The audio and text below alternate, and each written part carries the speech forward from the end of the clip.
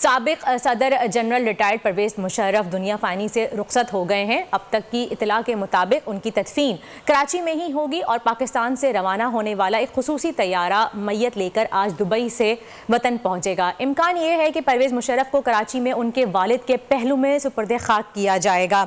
इस बारे में मज़ीद बात करने के लिए हमारे साथ मौजूद हैं लेफ्टिनेंट जनरल नईम खालिद लोधी साहब, दिफाई तज्जियाकार। उनको वेलकम कहेंगे अपने शो में। लोधी साहब अस्सलाम वालेकुम और बहुत बहुत शुक्रिया, आपने हमें अपना कीमती वक्त दिया। लोधी साहब ये बताइएगा कि साबिक सदर परवेज मुशर्रफ का निराला अंदाज था, एक दबंग अंदाज था उनका, बाकमाल गुफ्तगू करते थे और अपने दुश्मन भी के उनकी गुफ्तगू से लरज़ उठते थे। अक्सर अपने जवाबात से वो सामने वाले को लाजवाब कर देते थे और कहते ये भी हैं कि उन्होंने पाकिस्तान को बहुत ही मुश्किल दौर में लीड किया। तो उनका किरदार आपकी नज़र में कैसा रहा है उन मुश्किल हालात में? जी बहुत शुक्रिया। अगर मैं उनकी जो ज़िंदगी है उनको दो हिस्सों में तकसीम करूँ कि एक तो वो जो उन्होंने फ़ौज में गुजारी प्योरली, और एक जब वो पॉलिटिकल सीन पर आगे ओवरऑल पाकिस्तान को लीड किया। तो फ़ौज का ये था कि जब वो पास आउट हुए एज ए कैडेट, तो जो टॉप के कैडेट्स हैं उनमें पास आउट हुए। फिर उन्होंने SSG ज्वाइन की, जो कि आपको पता है स्पेशल सर्विसेज ग्रुप जो है वो मायानाज हिस्सा है पाकिस्तानी फ़ौज का। बहुत सख्त जान उनकी ट्रेनिंग होती है, बहुत सख्ती के उसमें से गुजरते हैं, लेकिन बहुत प्राइड के साथ वो सर्व करते हैं। वो जनरली फ़ौज के अंदर एक अच्छे कमांडर मशहूर थे जहाँ भी उन्होंने कमांड की, चाहे वो ब्रिगेड कमांडर थे या GOC थे या कोर कमांडर थे। उनके अंडर कमांड उनसे बहुत खुश होते थे क्योंकि वो ठीक है डिमांडिंग थे। उनकी एक स्टैंडर्ड था जिसको वो चाहते थे कि उसको अचीव करके रखा जाए, लेकिन वो प्यार भी करते थे, ध्यान भी रखते थे। एक बेहतरीन कमांडर उनको माना जाता था। उसके बाद जब हम देखते हैं कि जब वो आए पॉलिटिकल उसके सीन के ऊपर, तो बाकी बहुत सारी बातें आपने बताई हैं। तीन बातें जो मैं कहना चाहूँगा कि जो पॉलिटिक्स में वो एक और पूरे सीन में जो वो चेंजेस लेकर आए बड़ी, वैसे तो बेशुमार हैं, लेकिन अगर एक तो एम्पावरमेंट ऑफ विमेन, जिस तरीके से उन्होंने सीटें बढ़ाई इसमें नेशनल असेंबली में, प्रोविंशियल असेंबली में, और ख्वातीन को 5% या 7% थी, उनको 25% तक लेकर आए। 33 बल्कि वो लाना चाह रहे थे, तो थोड़ा सा उसमें हुआ।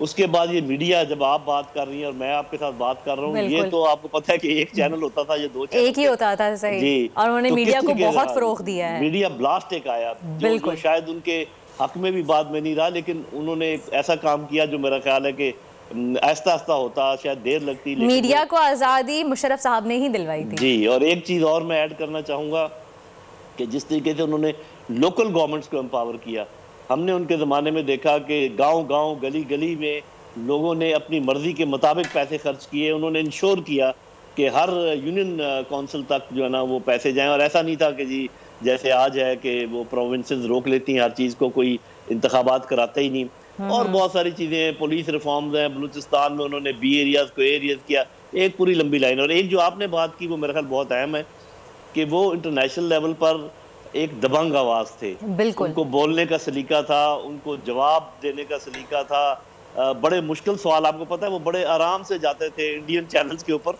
और बड़े जो उनके अच्छे एंकर थे उनका सामना करते थे और उनको लाजवाब कर देते थे। तो क्या याद करें क्या ना करें, इन्ना लिल्लाह व इन्ना इलैहि राजिऊन, अल्लाह ताला उनको जवारे रहमत में जगह दे, हम सब उनके लिए दुआ गो हैं। और आज मैं उनकी जो कोताहियां हैं उन पर कोई बात करने को मैं आज तैयार नहीं हूँ। नहीं, मैं आपसे ये बात करना चाह रही थी कि मुशर्रफ साहब की लेगेसी के बारे में क्या कहेंगे आप? जी देखिए, एक तो मैंने बताया ना कि एज ए कमांडर वो ऐसे कमांडर थे। एक तो होता है ना कि देखें, जब आपके पास रैंक होता है, आप ब्रिगेडियर होते हैं, जनरल होते हैं, तो वैसे ही लोगों को आपकी इज्जत करनी पड़ती है। लेकिन वो ऐसा शख्स था कि लोग बहुत दिल के साथ उनको फॉलो करते थे और एक मोहब्बत का रिश्ता था उनके अपने जवानों के साथ, अपने ऑफिसर्स के साथ। ये एक बहुत बड़ी खूबी समझी जाती है फौज में। काफी ऐसे लोग होते हैं, लेकिन कम होते हैं, ऐसे हर जगह नहीं पाए जाते। बिल्कुल। काफी सारे लोग ऐसे हैं जो अपने रैंक की बुनियाद पर लोगों को कमांड करते हैं। बिल्कुल। और दूसरा आपने ये भी देखा कि काफी हरदल अजीज हो गए थे अवाम में भी जब वो आए। उसमें आपको इकॉनमी के बारे में अगर बात की जाए जो मोटरसाइकिल्स यहाँ पर हुए और जो बैंकों के का काम, बेशुमार काम है, मैं क्या क्या गिनवाऊँ आपको। सही बात है। और पाकिस्तान की मईशत की बात करें, हम किसी भी चीज़ की बात करें, मुशर्रफ साहब के दौर में वो काफ़ी सामने आई और उसका हमेशा एक नंबर ग्राफ हमेशा ऊपर ही जा रहा था। मुशर्रफ साहब के बारे में यही बात अगर कहें तो गलत ना होगा कि ढूंढोगे अगर मुल्कों मिलने के नहीं नायाब हैं। हमारे साथ रहिएगा लोधी साहब। अब्दुल हसीब की जानिब बढ़ूंगी, हमारे नुमाइंदे हैं वो कराची से हमारे साथ मौजूद हैं, उनसे जानने की कोशिश करेंगे कि इस वक्त वो मुशर्रफ साहब की जस्ते खाकी को पाकिस्तान लाया जा रहा है तो इस पर क्या तैयारियां हैं, कहाँ पर उनकी तदफीन होगी, क्योंकि उनका आबाई घर नाज़िमाबाद में है लेकिन वो अभी डिफेंस में मुकीम थे। तो आपके पास क्या अपडेट हैं अब्दुल हसीब, आगाह कीजिएगा हमें। जी बिल्कुल, मुतज़ाद इत्तलात मौसूल हो रही हैं। साबिक़ सदर परवेज़ मुशर्रफ के जस्द खाकी को पाकिस्तान लाने के लिए सुबह 11 बजे जो है नूर खान एयरबेस से तैयारा जो है वो उड़ान भरेगा और इसके सिलसिले में जो दुबई के कौंसल खाने हैं वहाँ पर इंतजाम मुकम्मल कर लिए गए हैं। फैमिली की दरख्वास्त पर NOC जारी कर दिया गया है और सुबह 11 बजे नूर खान एयरबेस से तैयारा जो है वो दुबई के एयरपोर्ट के लिए रवाना होगा। लेकिन जहाँ तक तदफीन की बात है तो साबिक़ सदर परवेज़ मुशर्रफ की तदफीन के हवाले से जो है वो तहाल मुतज़ाद इत्तलात मौसूल हो रही हैं। जो बेशतर ज़राए हैं वो यही बताते हैं कि उनकी तदफीन जो है वो कराची में की जाएगी, लेकिन कुछ ज़रा ये भी दावा कर रहे हैं कि उनकी तदफीन जो है वो रावलपिंडी के जो फौजी कब्रिस्तान है वहाँ की जाएगी। अगर बात की जाए कराची की तो फिलवक्त कराची में उनका कोई अहल खाना कोई मौजूद नहीं है क्योंकि उनकी इमीडिएट फैमिली जो है वो उनके साथ मौजूद है और मैयत के हमरा ही जो है वो पाकिस्तान पहुंचे। उनके बेटे और बेटी उनके साथ ही मौजूद हैं दुबई में इस वक्त, मैयत के साथ ही वो आएंगे। जी बिल्कुल, जो अहल खाना से हमारी जो जराए से बात हुई है वो ये बताते हैं कि अहल खाना मैयत के हमरा ही जो है वो पाकिस्तान आएंगे। जहाँ तक तदफीन की बात है तो तदफीन के इंतजाम जो है वो फिलहाल जो है वो कुछ चीज़ की कंफर्मेशन हमें मौसूल नहीं हो सकी है क्योंकि इत्तलात जो है वो मुतज़ाद मौसूल हो रही है कराची और रावलपिंडी की। जी अच्छा, मैं आपसे ये पूछना चाह रही थी कि एक जनाजा हमें देखा था ज़ियाउल हक का, तो आपको क्या उम्मीद है कि इस तरह से परवेज़ मुशर्रफ साहब को भी उसी शान और शौकत के साथ तदफीन के लिए लेके जाया जाएगा?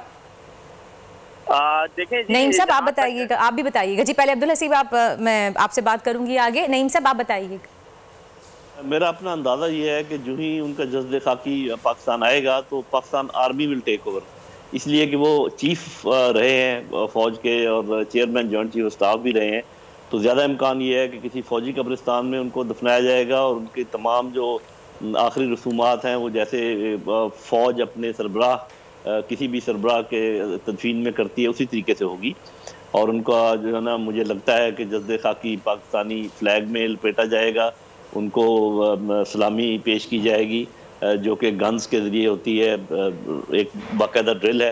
तो मेरा अपना अंदाज़ा ये है, मुझे इसकी मालूमात तो नहीं है कि जो ही वो पाकिस्तान उनका जिस्म लाया जाएगा तो आगे से तमाम इंतजामात जो है वो पाक फ़ौज करेगी, ये मेरा अंदाज़ा है। जी सही। अच्छा नईम साहब, आखिरी सवाल करना चाहूँगी आपसे कि इस वक्त जो मुल्क के हालात चल रहे हैं, जितनी बुरी तरीके से हमारा मुल्क तबाही की तरफ जा रहा है, वहाँ बिल्कुल नहज पे पहुँच चुका है, अगर मुशर्रफ साहब अभी होते और उनके हाथ में पाकिस्तान की लीड होती तो वो सबसे पहले क्या करते और किस तरह से इन मुश्किल हालात से निकालते पाकिस्तान को? जी सिर्फ मुशर्रफ ही नहीं, अगर मुशर्रफ जैसा भी कोई होता या मैं समझता हूँ उनसे आधा भी कोई होता तो पाकिस्तान इन हालात की तरफ कभी ना जाता, क्योंकि उनकी जो सोच थी वो बैन अवी चीज़ों को भी समझते थे, वो रीजनल चीज़ों को भी समझते थे। हमारे कुछ लोग बहुत ही सिर्फ लोकलाइज्ड उनकी सोच। अभी आज के दौर में आपको लगता है कि मुशर्रफ साहब की मानिंद कोई है जो मुल्क को निकाल सकता है इस मुश्किल वक्त से? मेरा ख्याल है कि देखना पड़ेगा, मैं जल्दबाजी में इसका जवाब नहीं दे पाऊंगा। हम उम्मीद रखते हैं कि कोई हो, लेकिन कोई है या नहीं इस बारे में अभी मैं कुछ नहीं कह सकता। ये मुझे मालूम है कि इस वक्त जो आर्मी चीफ हैं बहुत प्रोफेशनल हैं, ज़रा धीमे अंदाज में काम करते हैं, ज़रा आहिस्ता आगे चलते हैं, लेकिन श्योर फुटेड हैं और मुझे लग रहा है कि जो बहुत ज़्यादा इंतज़ार कर रही है कौम कि वो कोई ऐसा कदम उठाएं जिससे कि मुल्क इस मुसीबत से निकले। मेरा अंदाज़ा है कि ऐसा ही होने जाएगा इंशाअल्लाह। सही, बहुत बहुत शुक्रिया। लेफ्टिनेंट जनरल नईम खालिद हमारे साथ मौजूद है, बहुत बहुत शुक्रिया आपका, आपने अपना कीमती वक्त दिया। और अब्दुल हसीब आपका भी शुक्रिया, आपने हमें अपडेट किया। खूने नाहक बहुत पी चुकी ये जमीन, अब कोई दिन में ये खून उगलने को है, खत्म हो जाएगी ये तमाशागरी, वक्त पलटेगा रोजे जजा की तरह। ये जो पेशावर में ताजा लहू है बहा, एक क़यामत करेगा फलक पर बपा। गम की सलमनाक घड़ी में बोल सान्हे पेशावर में शहीद होने वालों के लवाहिकीन के साथ। सब्सक्राइब करें और बेल दबाएं ताकि कोई खबर रह न जाए।